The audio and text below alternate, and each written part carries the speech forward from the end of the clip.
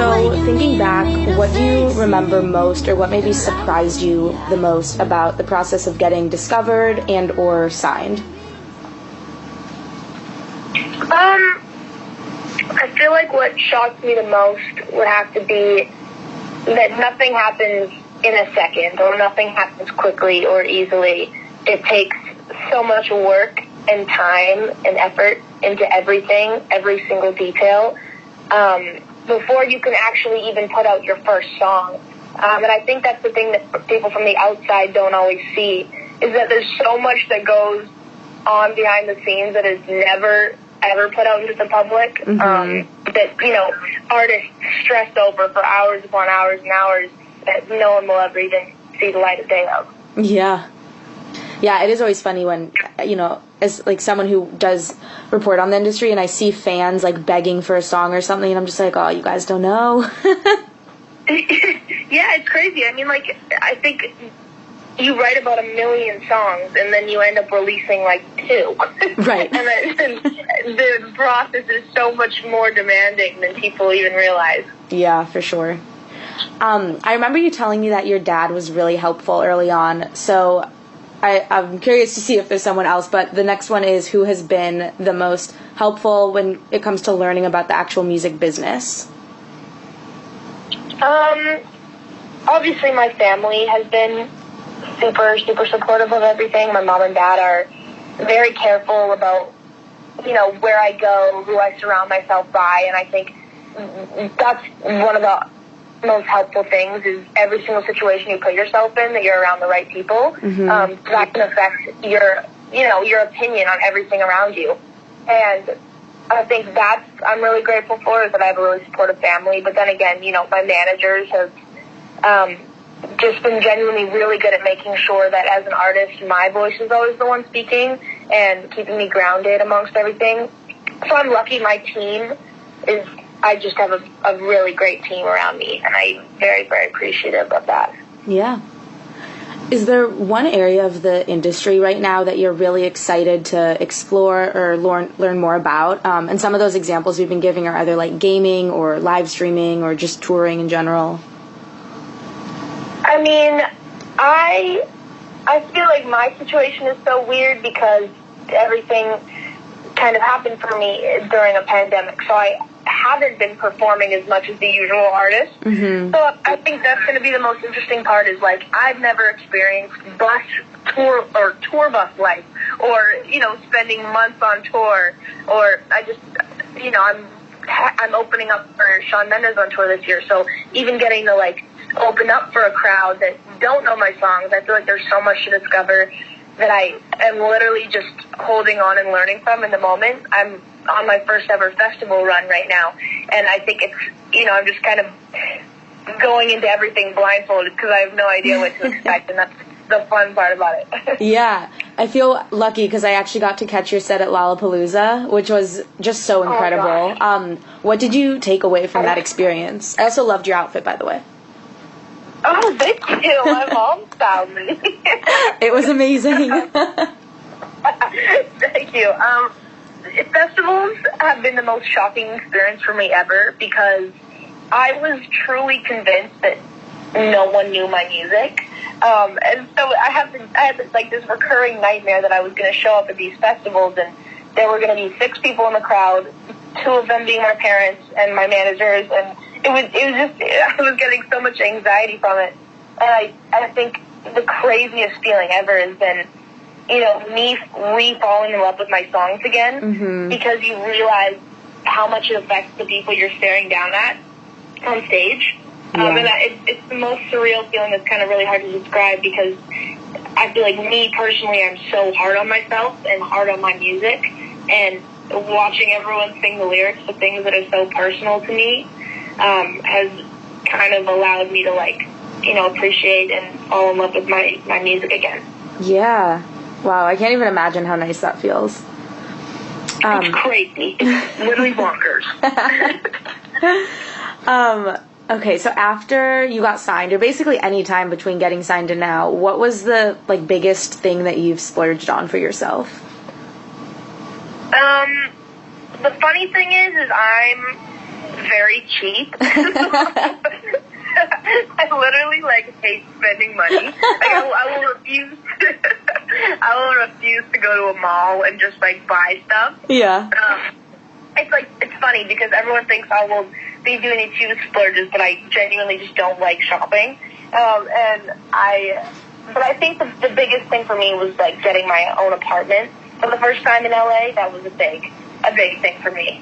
That's amazing. Wait, that's actually wild because I swear I remember when we talked, I think in January, you were telling me how you wanted to go there so badly, but obviously you were still in Canada finishing school. Yeah, I moved. I finally moved. Congratulations. Thank you. That's awesome. So, okay, an apartment's a great answer there. Do you have a favorite social media platform and why? I feel like my favorite social media, unfortunately, is TikTok because I'm addicted to it. But I feel like also I'm less guilty because everyone's addicted to it. Yep. So that at least makes me feel a little better. But I think that one, TikTok, I feel like I just don't know what to expect. I feel like if I go on Instagram, I know what I'm going to see every day. And I feel like that sometimes can just end up putting me in a really shitty mood. So I feel like TikTok at least has way more creative aspects to it. That's a great point. Yeah, because I do feel like TikTok makes people happier than Instagram generally has. Yes, I mean, I feel like TikTok's more real than Instagram. Yeah. Because photos are always a false reality to look at. For sure. Is there someone's career who you admire the most? And I guess it doesn't even really have to be a musician, just anyone who you sort of respect the way that they've gone about their career. One person who I have honestly admired for so long has been Zendaya. Yes. I think honestly she's just been an idol for me since I was super young. And it's funny because usually, your inspirations and idols change, but, as you get older and as you grow up. But the older I get, the more respect I have for her. And I watch her interviews all the time and her movies and her projects, and I feel like she's so invested in her art. And then not only, I feel like the biggest thing that's inspiring for me as a 18-year-old is how she presents herself. She's, one of the most educated and classy, admirable individuals. So I'm a big fan of her. Yeah. Did you ever watch her? Do you remember that Disney show with Bella Thorne where she was a dancer? Oh yeah. I was obsessed with that show. I figured. Yes, I also watched that show. So you turned 18 over the summer, right? Yes. Do you feel like there has been one big adult decision that you've made since then that stands out? Yeah. I think the thing is you realize is when you're by yourself. It's so easy when you're around people to depend on people. For example, when my mom's with me, I feel like you clean up less because your mom's going to be there to help you clean up. But, I think it's when I moved into my apartment for the first time and I had to start writing my album, which I'm in the process of creating right now, I realized that everything is in my hands and that every single choice I make is literally going to be decided on based on what my mind feels like saying that day. And I think that's terrifying. It's just, I had no opinion to bounce off of living alone, and it was just the strangest feeling ever because I was I'm out of high school, I'm out of my family's house, and I had no one around me to ask for a second opinion of, and it was for the first time where I was wow, I'm doing this on my own, and it was scary. Yeah, it's scary, but part of that is really empowering too. So I mean, the feeling of independence is everything I've wanted for a very long time. Yeah. And it definitely makes you more confident in your decision because you just have to trust your gut at the end of the day. Right. This isn't for the sake of the article, but did your brother stay in Canada? Did any family move to LA too or no? No, my brother's in Canada too. Okay. Man, that's wild. Yeah, crazy. Okay, and then just two more for you. So I know you've talked about this, like, to me and in other articles too, just like the self-inflicted pressure you felt to follow up a smash hit. But because of your age, do you feel like that puts more or less pressure on you to follow it up? Honestly, I sometimes feel like I'm a 40-year-old, and my mom has to like constantly remind me that I'm a fresh adult. Yes. And so I feel like inside out, because I feel like I'm this really old soul, I feel like I have like no time left, and the feeling of time slipping away from me is like always on my brain. Mm-hmm.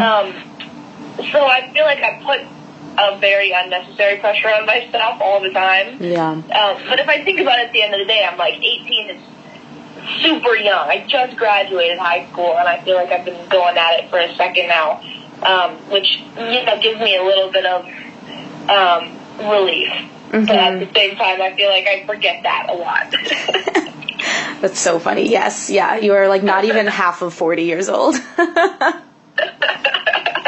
Yeah. What was the first thing you did when you turned 18? The first thing I did when I turned 18 was... What did I do? I think I went surfing at my cabin.